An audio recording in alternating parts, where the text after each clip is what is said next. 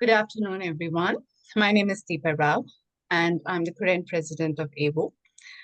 Let me give you a little bit of introduction about AVO.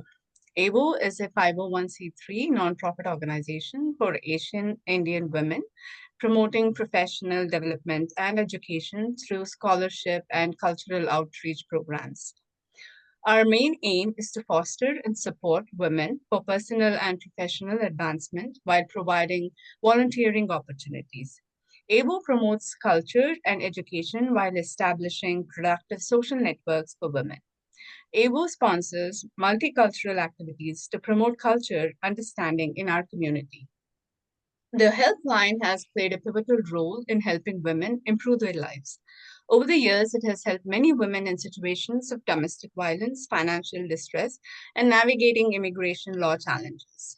If you or someone you know is a victim of domestic violence or is being subjected to abusive tactics or power control, please call AVO's helpline at 440-218-6965.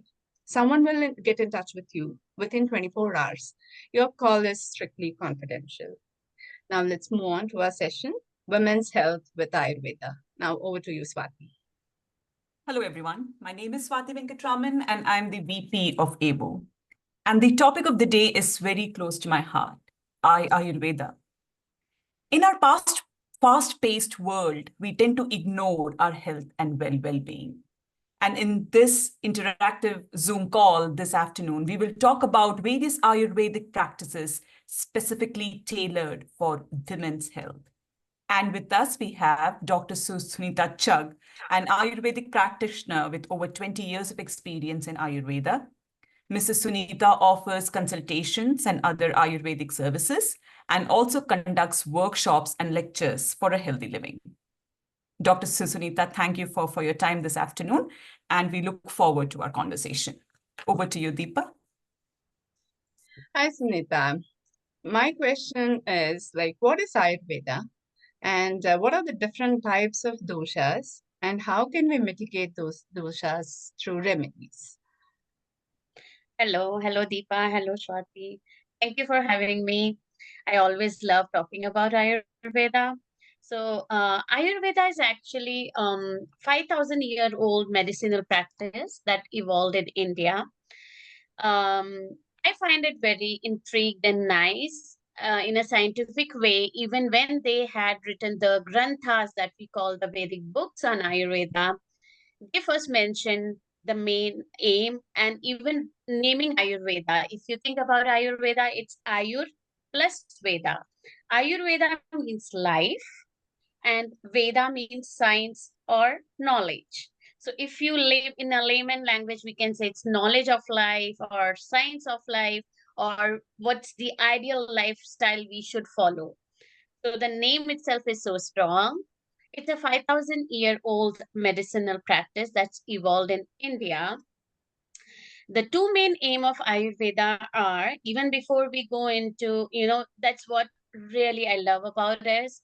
The first aim is prevention of the disease. Like we say it, swasthasya swasthya rakshanam. That means first we have to protect the health of a healthy being. And then it comes aturasya vikar prashamanam cha. Then comes the question of dealing with any illness or any discomfort the person or any being is dealing. So these are the two main aims. Now talking about the main building blocks of Ayurveda. Ayurveda always says a healthy person is a person who has balance. Balance of what now? Balance at the level of, let's say, there are two dimensions to this definition. Balance with respect to your physical health, your mental health, and spiritual health.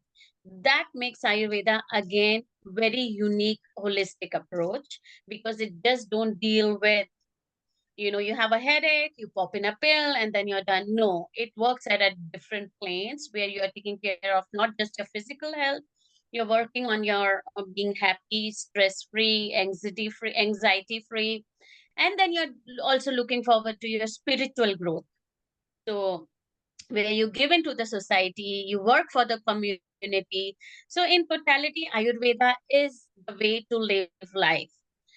Then again, the second concept or the building block, as I say, Ayurveda is the balance of doshas, dhatus, malas, and uh, and Agni. Agni is what?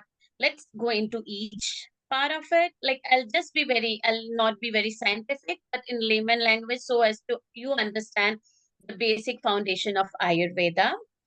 Three doshas, there are three doshas, Vata, Pitta, and Kapha. Each dosha is made up, like each dosha has a particular function in your body. Let's consider Vata. Vata is related with all the movement that happens in the body, where one thing is carried from one part of the body to other, even your nervous system, your transportation, your circulatory system, everything comes under the control of Vata. Even elimination, reproduction, everything comes under the control of Vata. Pitta dosha, you can say, is all about transformation. It can include the very important digestion, or then it includes transformation into different tissues, absorption, assimilation of the product, whatever transformation you see. The color of your hair is black, why it's black, that's also the pitta thing. The color of your eye, what's the color of the eye you got, the brown black, or black, it's everything related with pitta. Kapha gives the stability or the framework to our body. That's main foundation that holds the body together. It deals with immunity, it deals with lymphatic drainage. So that's all about function of kapha. So first part is dosha. So body is a balance of, a good healthy body is a balance of dosha. Then comes the dhatus. What are the dhatus? Dhatus can be said as the bodily tissues, like your reproductive system, circulatory system, your skeletal system. So all those we have to figure out. In if you compare it with the modern medicine, we always make out if it's a disease of some system, like let's say circulatory, and accordingly we give the medicines. So dhatus are not exactly, but loosely we can say they are all the tissues that make up the body. Then comes the Agni. Agni is the digestion, as I said. So digestion is not just digesting. Sometimes, Ayurveda had such a micro level of knowledge about each and every process happening in the body that just digesting a food was not the end of the world. After digestion comes the assimilation, absorption, and does the cell accept all the nutrients that were digested, and you see the result in the body. So if I say Agni doesn't just mean digestion. There are many levels. Then last comes Agni. Agni, as I said, it's the digestive fire. The strength of the digestive fire at your stomach level, where at your mouth level, where the main digestion happens. But also, again, Agni also means at the cellular level, where at each cellular, the nutrients are absorbed and you see a good result in the body. So this is a basic, concise, it's huge, just a piece of iceberg, but this is the basic concept of Ayurveda. Then what are the modes of Ayurveda? Basically, how do we look into the client? How do we treat them? And what are the main things we prescribe them or tell them to change? So basically, we look for the diet. Food is considered the main medicine in Ayurveda, first thing. We look into the spices. Spices are like medicine. In Ayurveda, we always say veggies are your vitamins, spices are your medicine, and fruits are your beauty pills. That's what Ayurveda is. Then comes your daily rituals, what we have to follow according to your season, according to your age, according to your location, according to your basic prakriti, if you're a Vata or a Pitta dominating personality. So there's a lot of information on that. Then there comes seasonal regimes. So these are the modes that we use in Ayurveda to take care of a healthy person as well as a sick person. Seasonal regime, like in winter, what's prohibited, what's not prohibited. Then if a person is old or young, if it's pregnant, not pregnant. So there are a lot of dimensions to everything. I'm just giving you the name of the modes that we can use to cure a person. Then there's yoga. Yoga is sister science to Ayurveda. Of course, pranayam. Everybody knows about yoga, pranayam, meditation, and whatnot. As we further talk into it, we'll just see. We'll talk more in detail. So that was pretty much about the summary of Ayurveda. Thank you, Sunita. Thank you for the gist. Can we dive into the importance of Ayurveda, especially for women's health? So when we talk about menstrual wellness or pregnancy or menopause, what are some of the Ayurvedic practices that we should be aware of? Talking about women's health, let me tell you how Ayurveda looks at all these three phases in women's, like all the different phases. If we talk about menstrual health, let's say puberty, when a girl enters puberty, or if the woman gets pregnant and then it enters the stage of menopause, all these are not considered as sickness in any way by Ayurveda. These are the different stages of life. And I say, in a way, it's very loose comparison, but I say when you grow, when you are working in any corporate setting, let's say, and you have worked hard and you have achieved a rank and you're at a good position, after 20 years you just change the company or you retire. Would you say you are sick? No, you're not. You're just crossed the stage where you were young, you were working hard, more energy, and you were putting in more karma, and then you are retiring. That doesn't mean you're just relaxing, but it's just a different phase. So I tell women, because it's a big panic everywhere nowadays. Menopause is a big thing, PMSing is a big thing, PCOC is a big thing. No, it's not. You should not take it as a disease. The more you refer to it as a disease, the more difficult it gets for you to get out of it. So, not coming to the normal stages that happen, like the menstruation, pregnancy, and menopause, these are just the phases that's happening in your life. Appreciate it, enjoy it, and take appropriate measures that you have to make sure you're going through it healthy, and successfully. Now, um, Ayurveda has a very unique thing. Talking about the menstrual wellness first, Ayurveda considers the nature of woman's menstrual period, the blood that we have every month, as an expression of state of health. So, as I explained previously, the basic of Ayurveda is three dosha. Now you will see everything comes down to this three doshas dynamic. And how does it come to it? If a person comes to me and says, and just for a journal consultation, one question that's very important in Ayurveda is your monthly periods. Not just about the frequency. We don't just go about the frequency. We just don't go about if you have any other symptom. No, we basically ask for you the quality of your period. Is it heavy? Is it bright red? Is it brown? To such micro level information. Now, how does it indicate what's wrong with your body? Is like if there's a vata imbalance, then you will have light bleeding. It will not go for long days. Periods may be irregular because vata is irregular. It can be brown or dark colored. You will have more symptoms of lower back pain, constipation. Then you may have a lot of anxiety before the periods come, not sleeping well, because vata causes all these symptoms. So this is vata imbalance happening there. Then if it's a pitta imbalance, then the menstruation blood would be bright red with lot of clots. You will feel very hot. You will sweat. You'll feel very hungry before the periods or during the periods. Then you will have dull ache, not very sharp ache as we get in vata. Sometimes you will feel heart palpitations.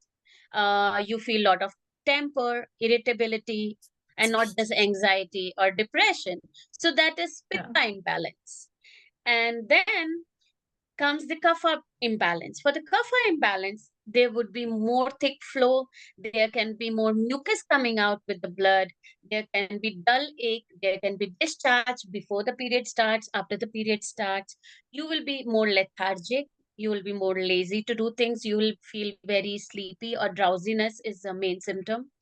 So depending on this, now what does this indicate? When a client comes to me and asks me this, okay, this is the problem, then I understand if it's a pitta imbalance, rather than giving any other herbs or any other recommendation, I would give pitta shama chikitsa, or what we call the shaman chikitsa, that will cool down the pitta and not vata and kapha.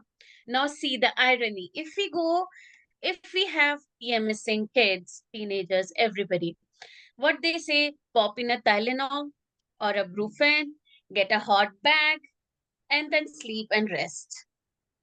But if you look in Ayurveda wise, that's why it is much more effective, because we go at that root cause and we treat them accordingly.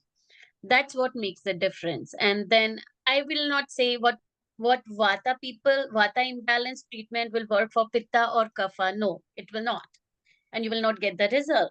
So this is about the menstrual wellness in general. Now talking about a little bit about PMSing. I want to talk about it. It's a very, very crucial topic that's going on. Whatever is wrong in your life, if you're angry, if you're irritable, are you PMSing? That's the term that's commonly used, and it should not be.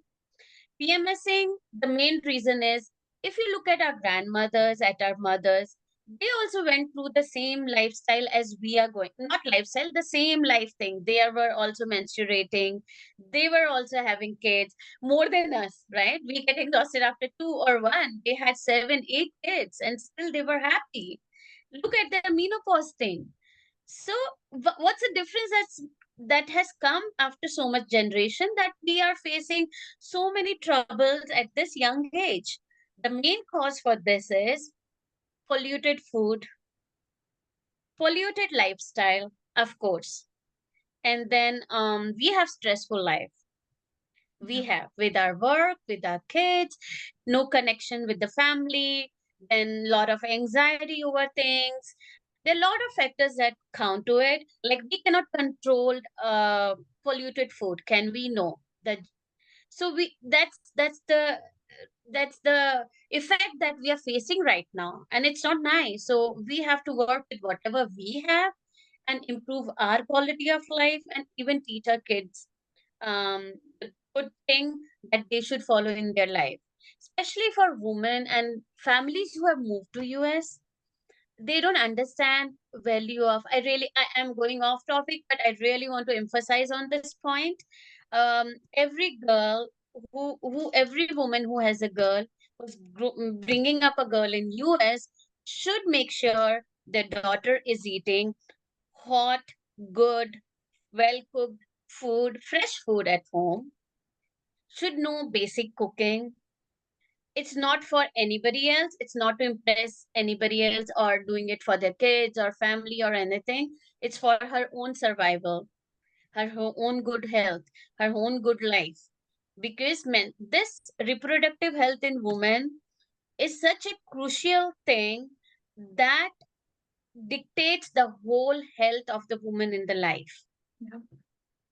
That's most important. So I see here, mothers are working, they get busy, but make sure that you cook good food. You make your daughter learn those skills. I mean son too. I'm not biased in that way. you know Good food is for both of them. But yeah, I see lots and lots of young girls coming to me with lots of problem, especially with their menstruation. So I So have a question, Sunita. Like, they say in Ayurveda, consuming sesame seeds or dates, for example, that improves the quality of like the menstrual period overall health. So, do you recommend some remedies for all these problems and regular foods what we consume? Okay. Yeah, I would say now talking about the treatment, I would say some food I'll start with food first because some food are really good in hormonal balancing, as you said. Sesame seeds come one on top of it. Papaya. People think papaya leads to more bleeding, but no, papaya is, if you have less bleeding, it makes good blood. If you have more bleeding, it balances out. It basically balances the hormone. Now, hormonal imbalance again occurs because of, as I said, I don't want to go into detail about polluted food, polluted air, polluted environment, stress, and life, and whatnot. So, a papaya is not just for controlling the bleeding; it really balances out the hormone. Other thing to include in your food is pineapple, pomegranate, dates. They're really, really good. Everybody is scared of ghee, but ghee is very, very good. Ghee again from cow, grass-fed cow, and also if you can make it at home, nothing like that.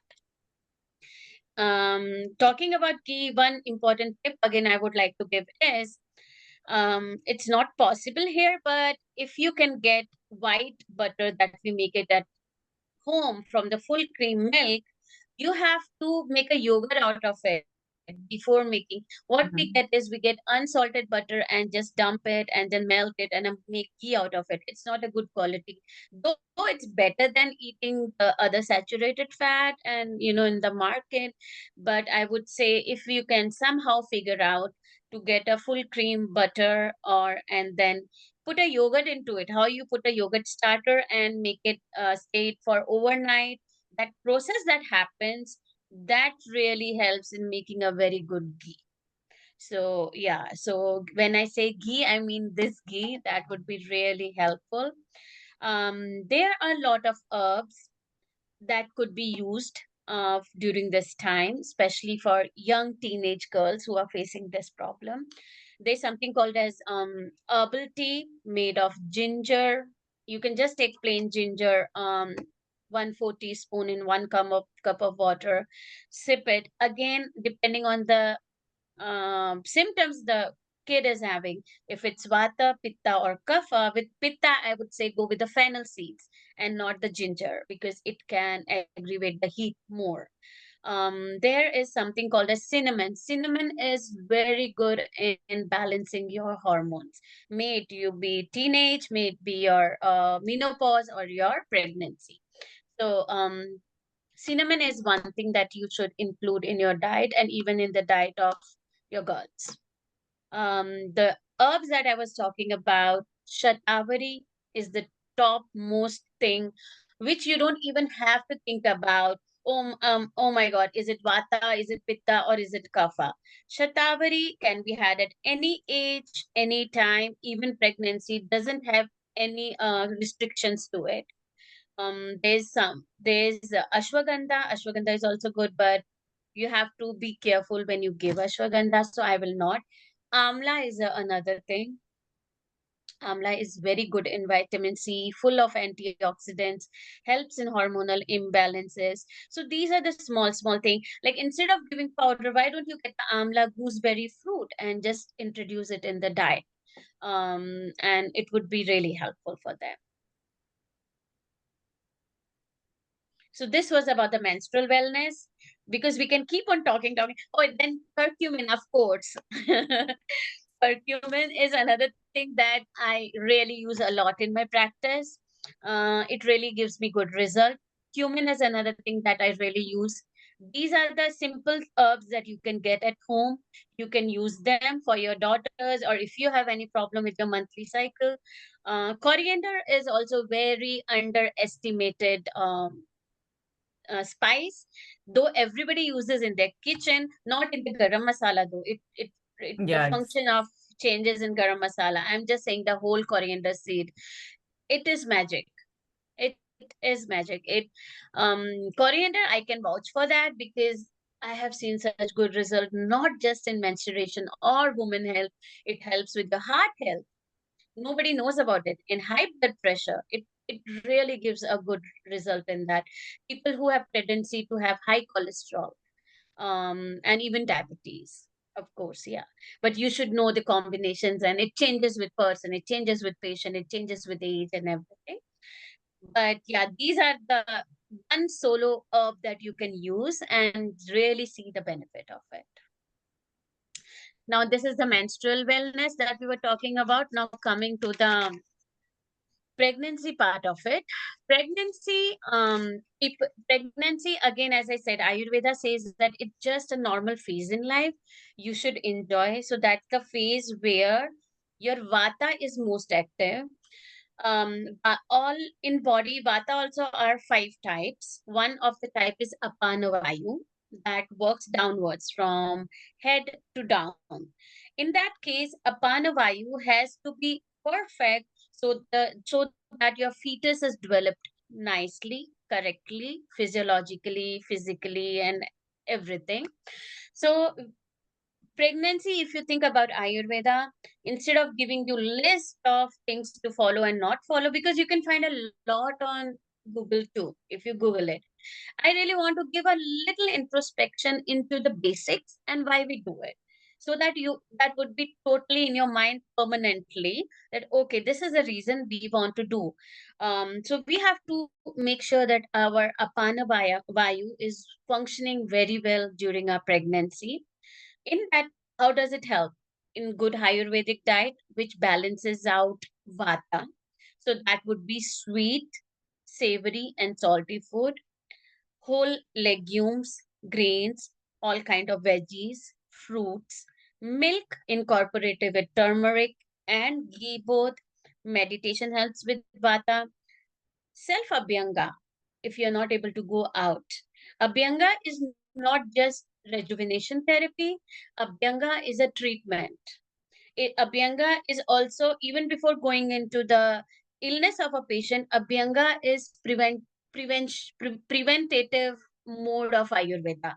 So you should do Abhyanga for pregnant women, definitely calms down, meditation, pranayama, walk in the nature is a must. Why it's a must? Because Ayurveda believes inside of our body is exactly what's the outside in the nature. So we need to create that balance with the out nature and inside. So that's how the fetus also get fresh oxygen, gets connected with the nature. So walk.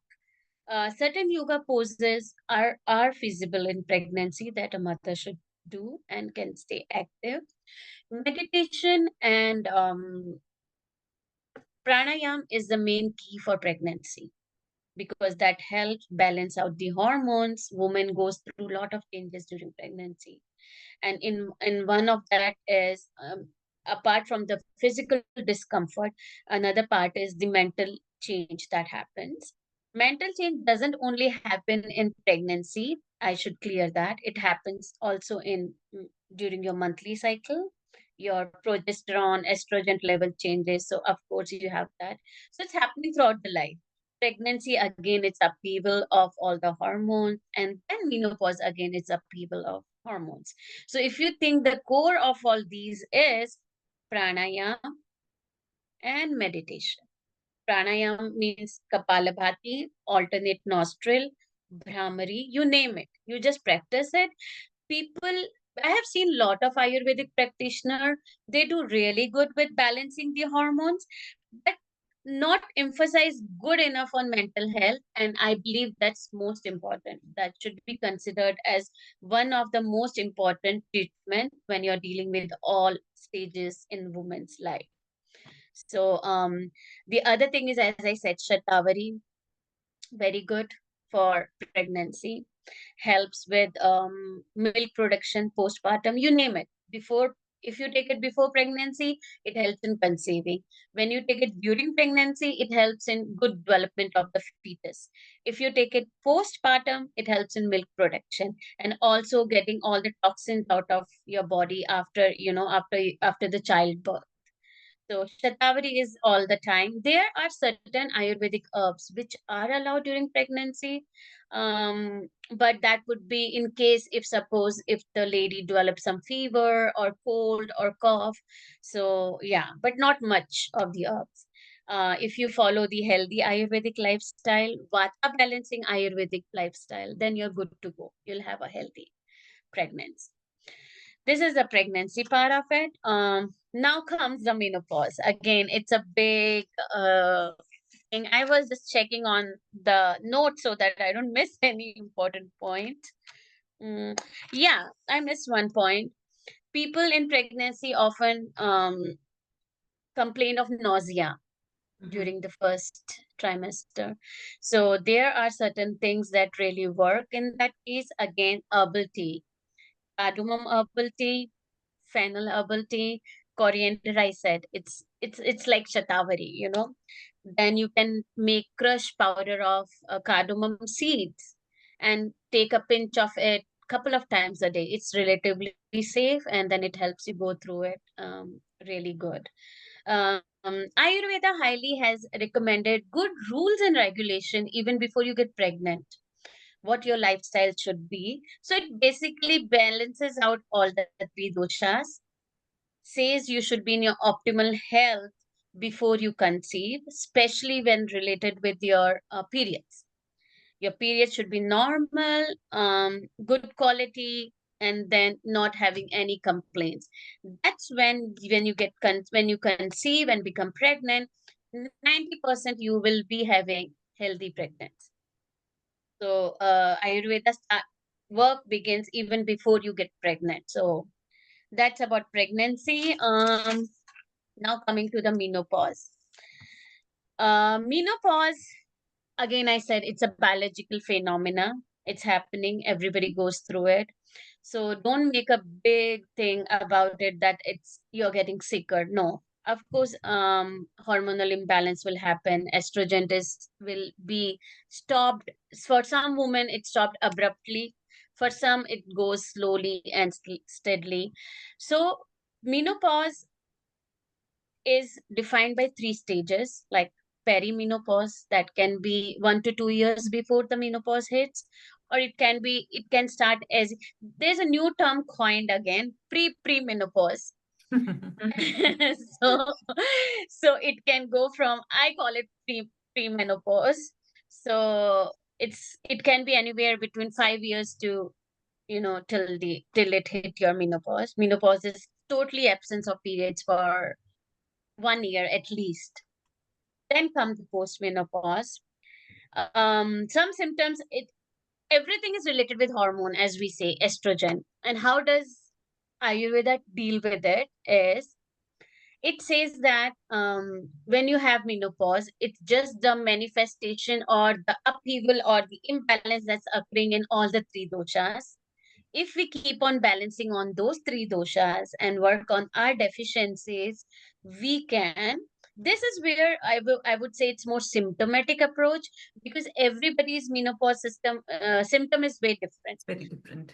Some have hot flushes, some have sleep apnea, some have let's say will have lot of pain, back pain. You hear that, your bones start cracking, and that's when women figure out, oh my god, something is wrong happening. But the main thing you should understand, Ayurveda says that when that first symptom happened doesn't mean you're very deficient in calcium. It doesn't just mean that. Estrogen is very important hormone in our body. It regulates a lot of system. It take care of our bone health, it take care of our heart health, it take care of our insulin resistance. It's not just menstruation. So our body is struggling to balance or come in equilibrium with what we are losing. So even a single nut cracking you hear, don't panic about it. I'm not saying don't worry about it. I'm saying don't panic and go in a panic mode as if you are really sick. No. What we can do that again, as soon as the menopause hits, your muscles lose the flexibility. Again, it's the hormonal thing. So that's the stage during premenopause. Apart from the cardio you do, what I say is make sure each and every muscle in your body is getting some exercise. What best than yoga? That's why I didn't say yoga directly. I meant why yoga? Because yoga helps in moving, stretching, keeping the flexibility, elasticity of each and every muscle of your body, right from your head to your toe. So some of the poses that you can practice that really helps with your uterine health, it helps with your hormonal imbalance. Pavan Muktasan, butterfly pose, then you can do shavasana. So it says Mhm. you are just lying down. No, it's very powerful though. You should do shavasana. You really need it. What people now I have heard a new term, practicing the art of nothingness. I was like, okay, what's this nothingness now? So it was basically what we do in shavasana. Shavasana. Yeah, correct. So yeah, so people are realizing, people are including. So why not we?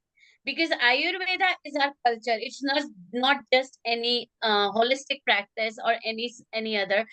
Ayurveda was not, even before becoming a Vedya, I knew that Ayurveda was part of our grandmothers, if you think about it. If when they used to grind mills and make flour out of it, how they used to do Chakki Chalasan. Tricky They used to go challenge. to wells and Yeah. yeah, that's also, and then they used to get, and then even making khada masalas and everything. All those are some or the other kind of yoga poses that was included. I remember my grandma giving me jaggery. I won't call it home remedies.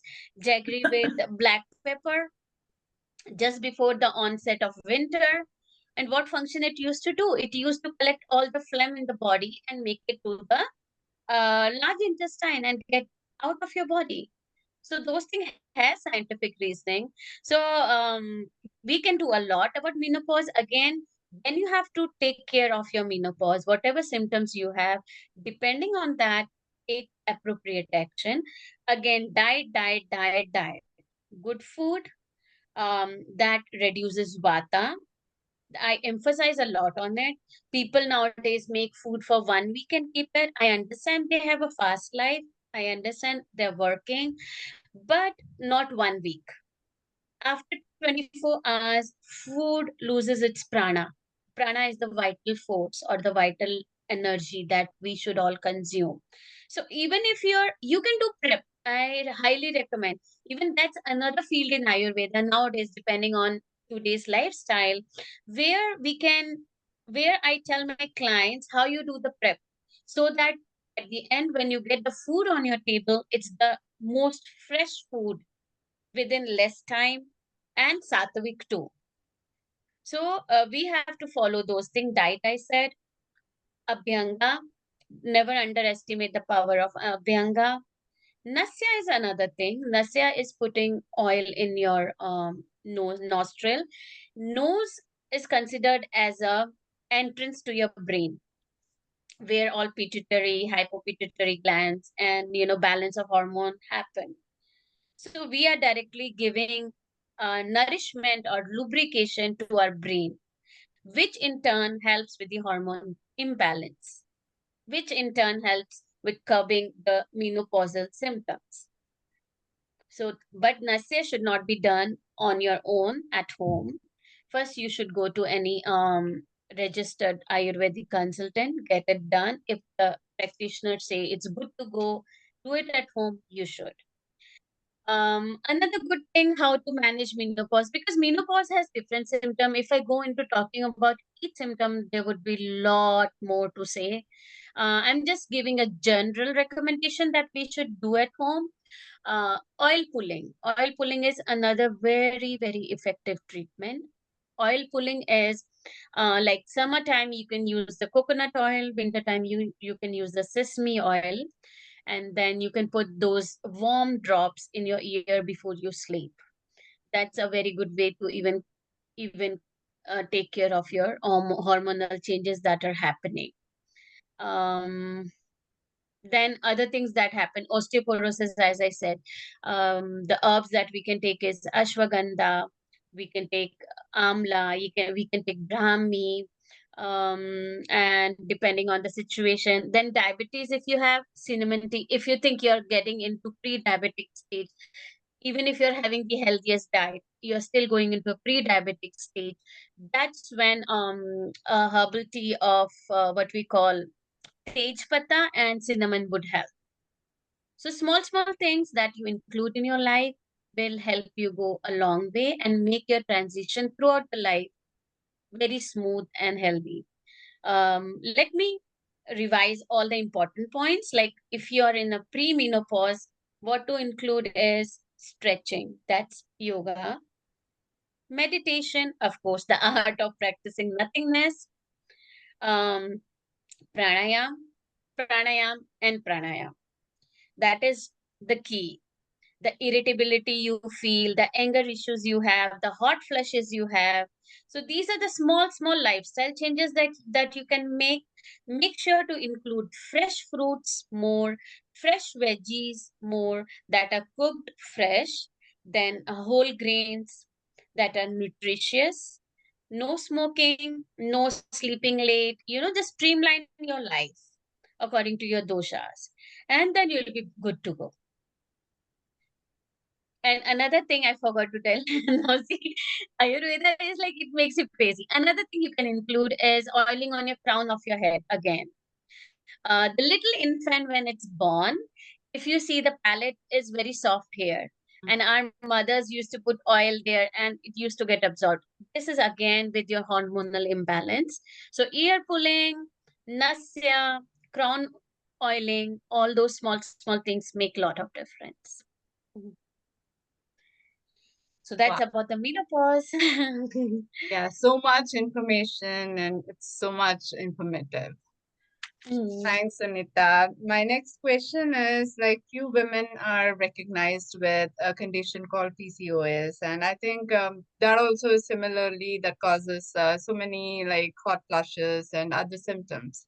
So, what do you Yes. recommend for women who have PCOS? PCOS is again hormonal imbalance where the cysts are formed. I'll not go into the biology part of it, but I'll just they have, apart from estrogen or progesterone imbalance, the problem with them is more of male hormone called androgen. So that makes it more difficult. It's more difficult than PMSing. It's more difficult than the menstruation and the menopause thing because they can have a lot of symptoms. They can have tendency for high fat storage or then hardening of blood vessels, cholesterol, heart disease, hypothyroidism, difficulty in conceiving. So that's more complicated case in that thing. So that would definitely need a Vedya's supervision. So depends again on the age, depends again on the quality, the test, the level of the hormones, and are the hormones released, and how big are the cysts. So there are a lot of things. But again, general rule would be if you have PCOS, the two main things that really helpful is ashwagandha and turmeric in that case. Pranayam is the key. Ashwagandha is very good, and it's called the Indian ginseng, if you think. So it's very good, potent that helps in most of the symptoms or side effects of PCOS, I would say. Yoga, breathing, again and again, I say these are small things. And believe me or not, just be consistent with that for 6 months or more. You will not even feel taking a pill or even a herb, unless and until it's really a very bad case of it. But PCOS is very complicated.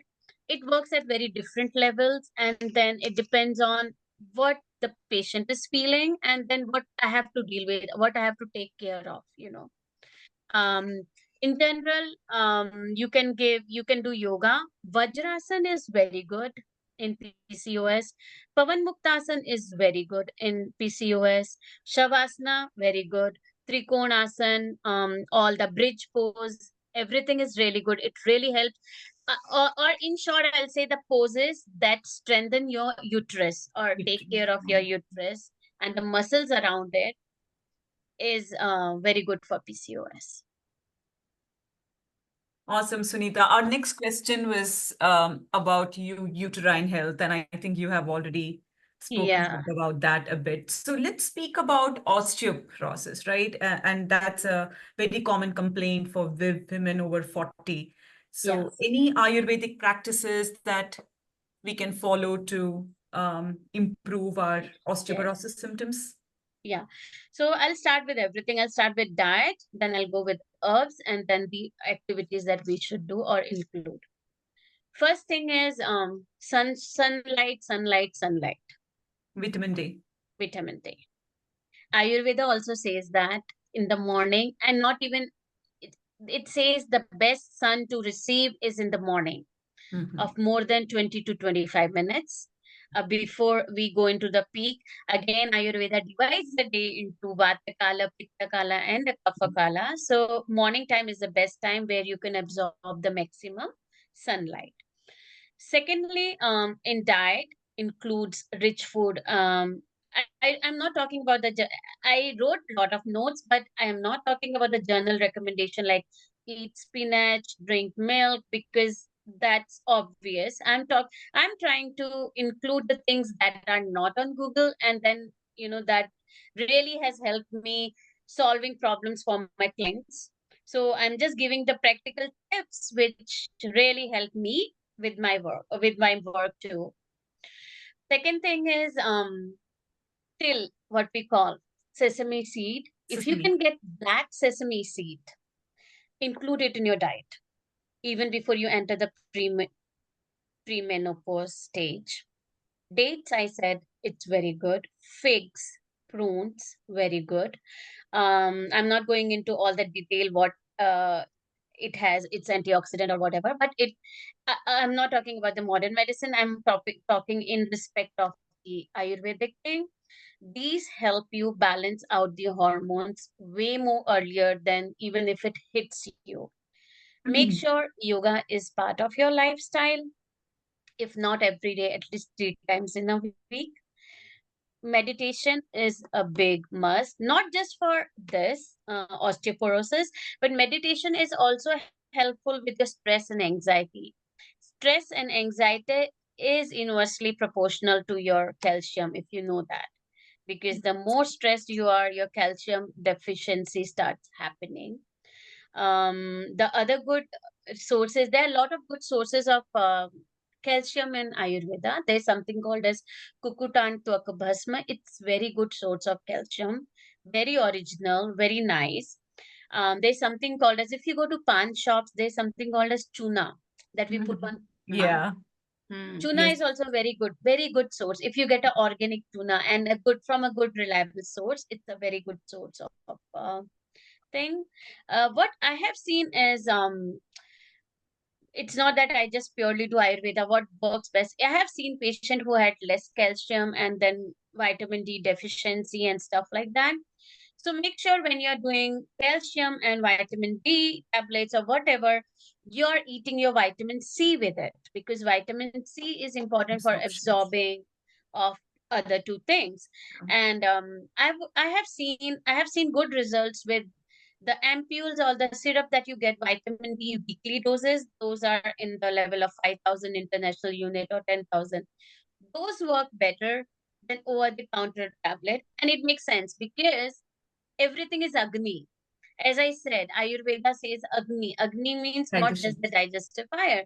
So maybe your digestive fire is strong. You feel hungry at the right time, but your absorption, as you old, you deteriorate, right? It happens. It's like wear and tear happens everywhere. Like car also, we go for car servicing. So we are human being. We are live. So Yeah. we have to work onto it. So yeah. So I have seen that those things work better than the tablet. If you're taking multivitamin, I have seen a lot of people just hopping onto the supplements and the vitamins. Rather than that, make a habit of, there's something called as nuts. There's something called as seeds. I'm not saying do it every day. You don't have to, because your body is also not ready to accept it every day. If you think about it, people go crazy. I have to have a right dose of nuts. I have to have right dose of raisins. I have to have night everyday dose of dates and this and that. Don't hog onto everything. Nothing will happen in your body. So you have to balance yourself with that too. Pumpkin seeds are very good source of calcium. Sunflower seeds are very good, but that just by being saying that, I don't mean that you should eat it every day, unless and until you check your metabolism. You know you're at optimal health. You didn't have a sleepless night, because if you have a sleepless night, your metabolism is compromised. So make sure the next day you eat lighter, which are easier to digest, and just don't follow a regime. You are your own doctor. I say that a lot to my clients. If you really focus on yourself, you're your own doctor. And food is medicine. Herbs are medicine. As I would repeat again, veggies are your vitamins, right? Fruits are your beauty pills. Just believe in that. Spices are your medicine. And it will just, change will happen gradually, but it will happen, I'm sure. So we were I hope talking I got about some. I what's up? got I got your I hope I got your queries cleared a little bit. Yes. So Hmm. my next question is, we were talking about like using so many pesticides and toxins in our daily diet, right? So is there any way that we can detox or remove the toxins using Ayurveda? Okay.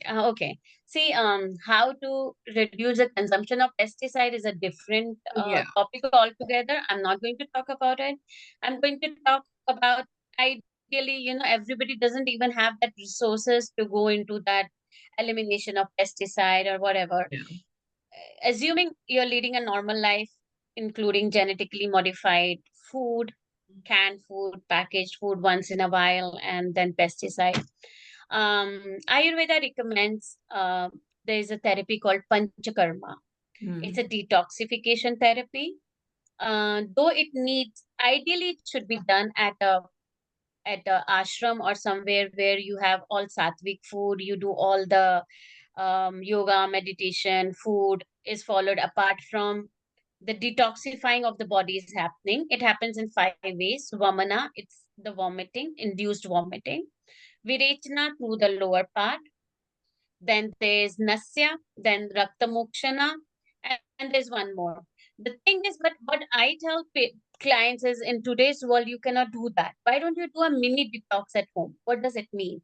Mini detox means, especially during the seasonal change, you can include in your life, though you will need a supervision for the 3 days, but you can do one thing. It's every month, one day or 2 days, make sure you're just eating fruits, sorted veggies, soups, and khichdi. That's what you're doing every day. You can take mild laxatives like trifla, haridra, Avla. It helps in cleansing of your body. It helps in cleansing your gut, and it gives a rest to your body. Okay, come on. Gut, you can heal now. Then you focus on yourself. You're not just healing the gut. Those 2 days you're doing your yoga, you're doing your meditation. You are healing your mind too. You can do your prayers. You can, I tell, I am a yoga teacher too, like the kids yoga teacher. And one song that I tell my little kids in the yoga class is just giving yourself affirmations. It's very simple thing, but I believe these things help. So I just tell them very simple thing. I am happy. I am strong. Oh my God. So just make a song out of it. So if you're in need of confidence a particular day, why don't you give that affirmation to yourself? If not daily, at least mini detox. Definitely, you should do that.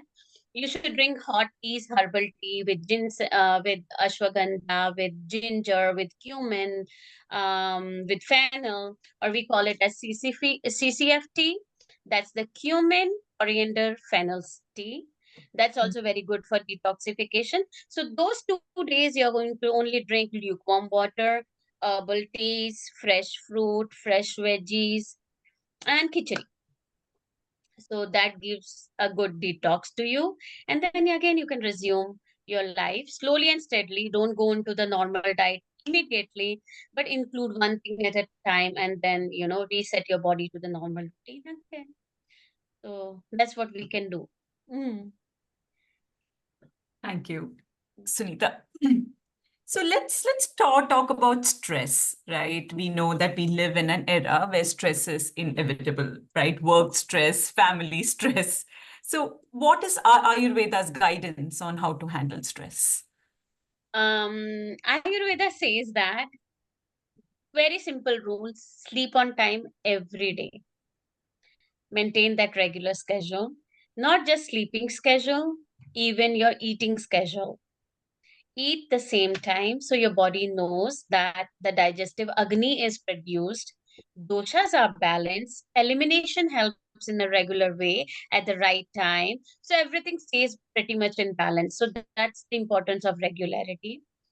Other thing Ayurveda says is waking up at Brahma Muhurta. Brahma Muhurta is almost 1.5 hours before the sunrise. So Right. that's not feasible though for everybody, but that's the calmness where the cosmos is calm and you can gain all the positive energy from the universe outside.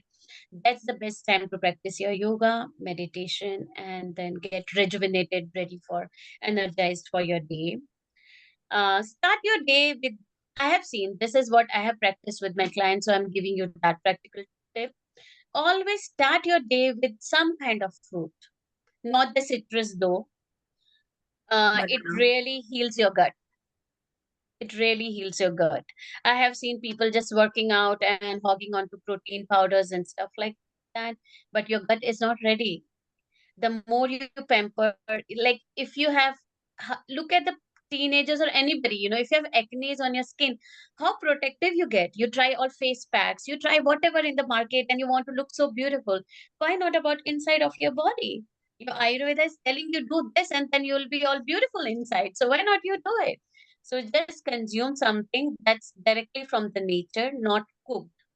That's the key. So that said, no raw vegetables. Raw vegetable increases your vata.